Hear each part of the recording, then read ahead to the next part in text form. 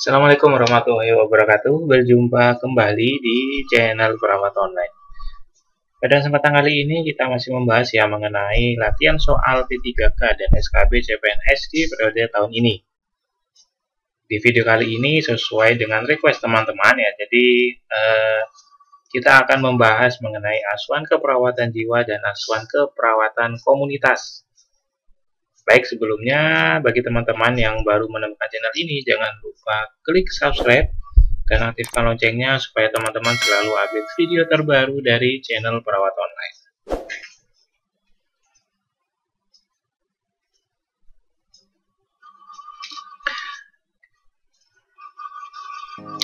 Ini ada info menarik bagi teman-teman yang sedang mempersiapkan SKB CPNS, ya khusus SKB CPNS formasi perawat, baik itu perawat travel maupun perawat ahli pertama. Di sini ada paket kelas mandiri ya, untuk kelas yang didampingi mentor sudah ditutup registrasinya. Yang dibuka yang tersedia yaitu adalah kelas mandiri. Kelas mandiri apa? Yaitu adalah pembelajaran mandiri tanpa didampingi mentor, tapi akan diberikan fasilitas lengkap mulai dari e-book materi sesuai kisi-kisi terbaru, ada video pembelajaran juga, dan tentunya ada tryout online yang dilengkapi dengan kunci jawaban dan pembahasan. Nah, bagi teman-teman yang ingin memperbanyak latihan soalnya, silakan teman-teman bisa langsung registrasi saja dengan link registrasinya ada di deskripsi video ini, atau bisa langsung hubungi WhatsApp yang ada di layar ini.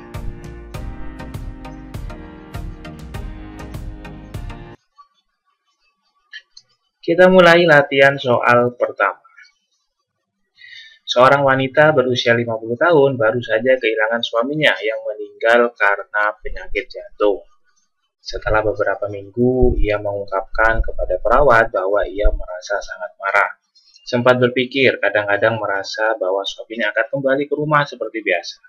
Berdasarkan gejala yang diungkapkan, tahapan berduka yang sedang dialami pasien adalah A. Penyangkalan, B. Marah, C. Tawar-menawar, D. Depresi, atau E. Penerimaan. Soal yang berkaitan dengan konsep berduka.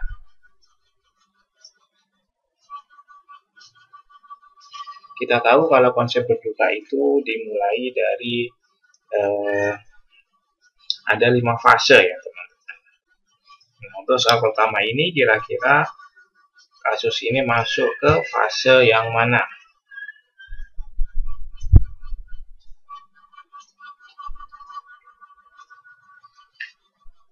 Fase berduka itu dimulai dari fase penolakan ya, atau denial. Kemudian masuk ke fase marah atau anger, kemudian masuklah ke tahapan bargaining, tawar-menawar, kemudian ke fase depresi, sampai akhirnya ke fase penerimaan atau acceptance. Nah, di soal nomor 1 ini dijelaskan kalau pasiennya di sini adalah sangat marah ya. Sangat marah, kemudian sempat berpikir kadang-kadang ya, merasa bahwa suaminya akan kembali ke rumah seperti biasa. Fase apa yang dialami pasien pada kasus ini? Jawaban yang tepat adalah opsi jawaban B di sini ya, yaitu fase anger atau fase marah. Nah, karena di sini ditunjukkan di mana seseorang merasa marah atau frustasi terhadap kehilangan yang dialaminya. Nah, di sini disebutkan kadang-kadang ya, berarti masih belum masuk ke fase penyangkalan ataupun bargaining. Nah, tapi karena di soal ini disebutkan kalau pasiennya merasa sangat marah, nah maka dia akan masuk ke tahap anger atau opsi jawaban B.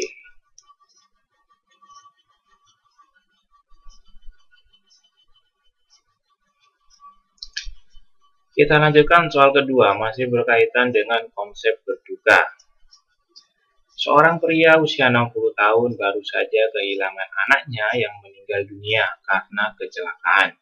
Dalam beberapa minggu terakhir, ia sering terlihat berbicara kepada dirinya sendiri, seakan-akan anaknya masih ada, dan mengungkapkan keinginan untuk memperbaiki semuanya jika bisa kembali ke masa lalu. Pasien juga mencoba menghubungi beberapa teman untuk mencari tahu apakah ada cara untuk menghindari kejadian tersebut.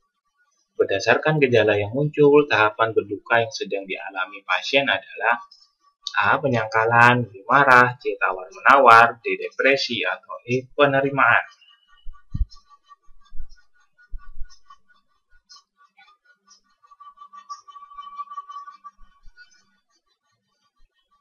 Di soal kedua ini disebutkan kalau pasiennya sering berbicara kepada dirinya sendiri, ya, seakan-akan anaknya masih ada, padahal anaknya sudah meninggal dunia karena diakibatkan oleh peristiwa kecelakaan.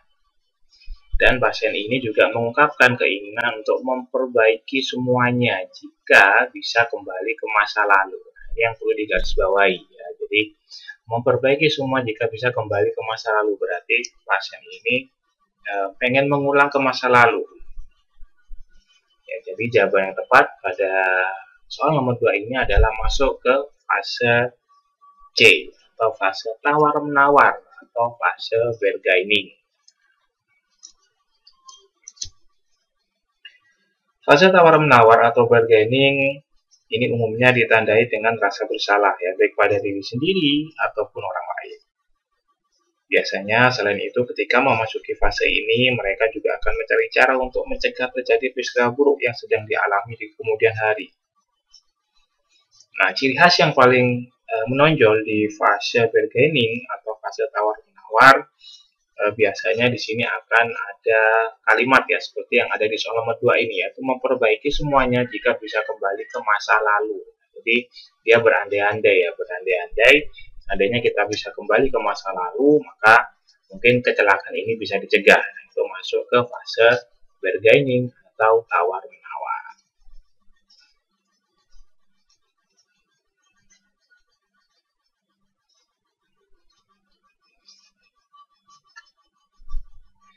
Kita lanjutkan ke soal ketiga. Masih berkaitan dengan konsep berduka. Karena soal konsep berduka juga banyak muncul, ya, dari pengalaman teman-teman yang sudah mengikuti ujian P3K khususnya. Seorang wanita usia 40 tahun datang ke rumah sakit setelah kehilangan ibunya beberapa minggu yang lalu. Selama sesi wawancara, ia terlihat sangat cemas dan melaporkan merasa tidak bisa tidur dan kehilangan nafsu makan. Ia mengatakan, "Saya masih tidak bisa percaya ini terjadi. Seolah-olah ibu saya masih akan menelpon saya dan mengatakan semuanya akan baik-baik saja. Saya bahkan menunggu dia datang hari ini." Berdasarkan gejala yang dialami pasien, tahapan berduka yang sedang dialami adalah A. Penyangkalan, B. Marah, C. Tawar-menawar, D. Depresi, atau yang E. Penerimaan.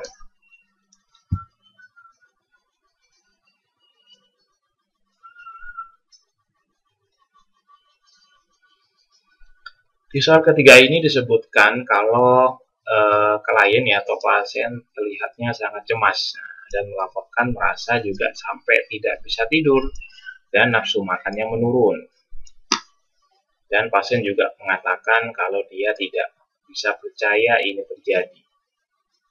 Seolah-olah ibu saya masih akan menelpon saya dan mengatakan semuanya akan baik-baik saja. Nah, bahkan si klien atau si pasien ini juga menunggu dia datang hari ini. Padahal si ibunya sudah meninggal beberapa minggu yang lalu. Nah, jadi soal ketiga ini masuk ke fase A, ya, atau denial. Pasiennya masih denial, masih menyangkal, masih tidak percaya. Ini kan ada kata tidak percaya dan seolah-olah ibunya masih ada, sehingga dia akan menelpon, kemudian dia bahkan menunggu kalau ibunya akan datang hari ini. Padahal tidak sesuai dengan kenyataannya karena si ibu sudah meninggal beberapa minggu yang lalu, ya. Jadi masuk ke fase denial. Fase denial itu merupakan fase awal, ya, pada tahapan berduka, di mana pada tahap ini seseorang cenderung akan meragukan atau menyangkal bahwa ia sedang mengalami peristiwa buruk. Ini merupakan respon alami manusia, ya, untuk meminimalkan luka batin atau emosional yang sedang dirasakan. Nah, maka dengan seiring waktu, dengan mekanisme coping, maka dia akan bisa masuk ke fase tahapan berikutnya. Jadi jawabannya adalah yang opsi jawaban A, penyangkalan atau denial.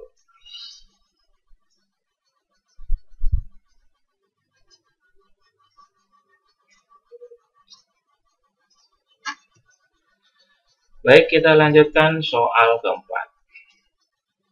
Seorang perawat komunitas di desa A melakukan survei terhadap kesehatan masyarakat dan menemukan bahwa sebagian besar penduduk mengalami masalah hipertensi dan belum cukup memiliki pengetahuan tentang pengelolaan tekanan darah tinggi. Selain itu, banyak warga yang tidak rutin memeriksakan kesehatan mereka karena keterbatasan akses ke fasilitas kesehatan. Berdasarkan temuan ini, perawat tersebut merencanakan program penyuluhan kesehatan yang melibatkan masyarakat secara aktif.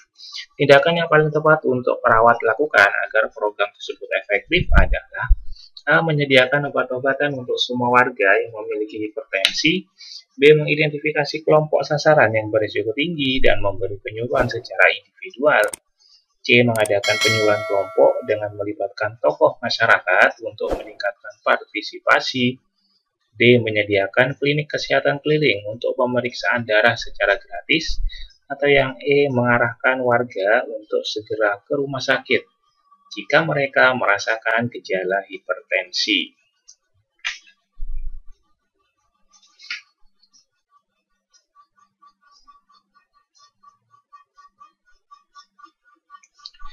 Soal keempat berkaitan dengan komunitas ya teman-teman, dengan keperawatan komunitas. Nah, jadi ada seorang perawat komunitas di suatu desa melakukan survei, nah ternyata atau melakukan pengkajian, kemudian menemukan suatu masalah. Masalahnya apa?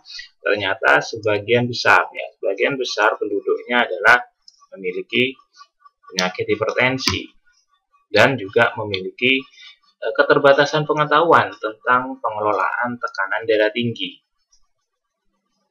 Kemudian juga ditemukan kalau ternyata banyak warga juga tidak rutin memeriksakan kesehatan mereka karena adanya keterbatasan akses ke fasilitas kesehatan. Nah, kemudian si perawat ini berencana untuk melakukan program penyuluhan kesehatan atau edukasi kesehatan. Nah, apa tindakan yang paling tepat terkait tentang program penyuluhan kesehatan tersebut supaya lebih efektif?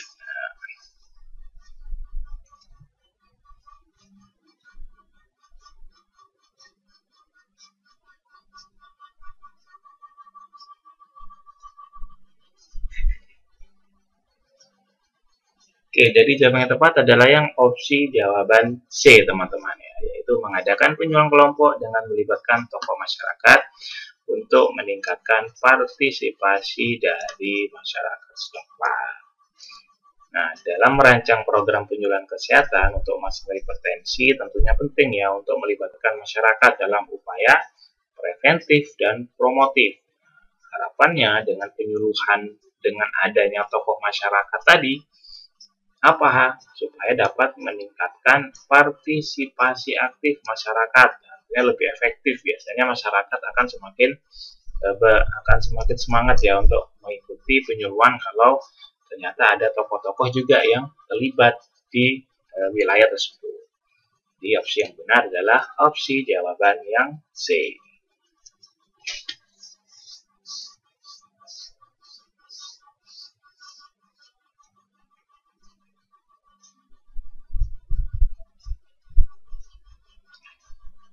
Kita lanjutkan soal berikutnya, masih berkaitan dengan keperawatan komunitas. Seorang perawat komunitas di sebuah desa menemukan bahwa banyak warga di desa tersebut yang mengalami masalah gizi buruk, terutama pada anak-anak dan ibu hamil. Data yang diperoleh menunjukkan bahwa masyarakat tidak memiliki akses yang baik ke makanan bergizi dan tidak cukup informasi tentang pola makan yang sehat. Tindakan yang paling tepat yang harus dilakukan oleh perawat untuk meningkatkan status gizi masyarakat desa tersebut adalah A. Memberikan suplemen makanan kepada setiap individu yang teridentifikasi dengan masalah gizi buruk. B. Mengadakan penyuluhan tentang pola makan sehat yang melibatkan tokoh masyarakat dan kader kesehatan. C. Mendorong warga untuk membeli makanan bergizi dari pasar dan mengabaikan pola makan tradisional. Atau yang D. Membentuk kelompok kerja untuk mendistribusikan makanan bergizi secara gratis kepada masyarakat. Atau yang E. Menyediakan fasilitas rumah sakit untuk pemeriksaan gizi setiap bulan.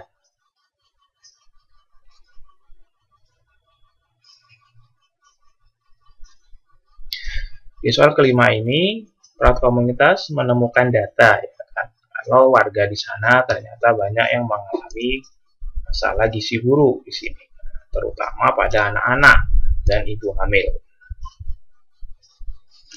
Data juga menunjukkan bahwa masyarakat juga tidak memiliki akses yang baik ke makanan bergizi. Nah, jadi ada keterkaitan ya. Kenapa kok gizi buruk? Karena keterbatasan akses terkait tentang makanan bergizi. Selain itu juga tidak cukup informasi atau keterbatasan pengetahuan mereka tentang pola makan yang sehat. Sebagai perawat komunitas, apa yang Anda lakukan untuk meningkatkan status gizi di wilayah tersebut?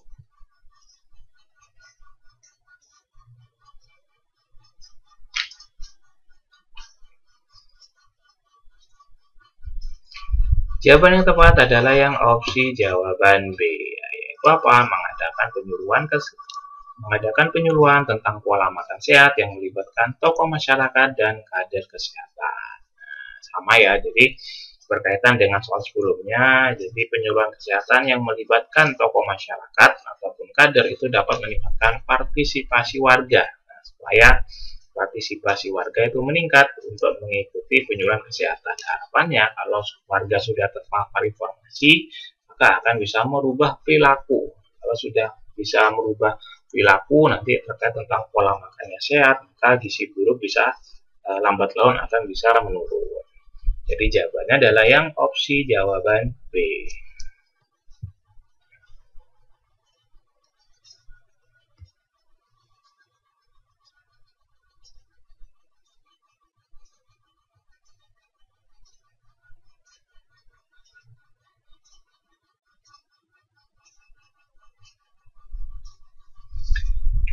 Soal selanjutnya, seorang perawat komunitas diberi tugas untuk mengurangi angka merokok di kalangan remaja di suatu sekolah. Berdasarkan survei awal, perawat menemukan bahwa sebagian besar remaja merokok karena pengaruh teman sebaya dan kurangnya pengetahuan tentang bahaya merokok. Langkah yang paling tepat yang perlu dilakukan perawat untuk mengurangi perilaku merokok pada remaja adalah A. Mengadakan kampanye anti merokok dengan menampilkan gambar-gambar mengerikan tentang efek merokok. B. Membentuk kelompok konseling untuk merokok bagi remaja yang ingin berhenti. C. Memberikan ceramah tentang bahaya merokok kepada siswa tanpa melibatkan mereka dalam diskusi. D. Mengajarkan keterampilan menolak merokok kepada remaja melalui pendekatan keterampilan hidup atau life skill. Yang E. Menyediakan layanan kesehatan untuk pemeriksaan paru-paru bagi semua siswa.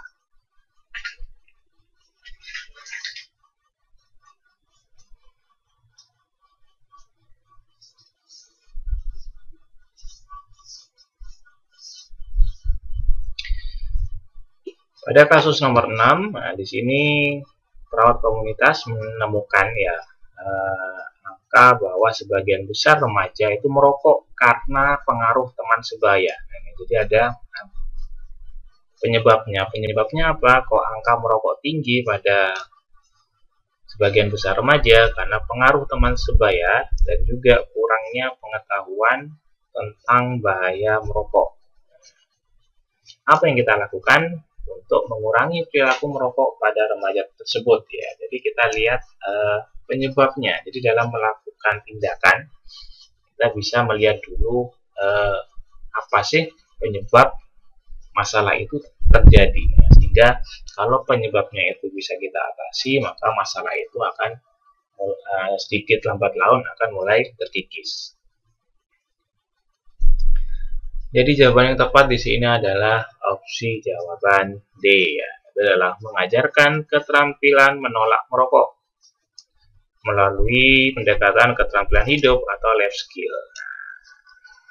Kenapa? Karena di sini penyebabnya adalah karena supaya bisa menolak ini, supaya bisa menolak tekanan teman sebaya. Nah, harapannya dengan pendekatan ini memberi remaja untuk mengatasi situasi yang menekan dan membantu mereka membuat keputusan yang sehat. Jadi jawabannya adalah opsi yang D, dilihat dari apa sih penyebab dari masalah tersebut.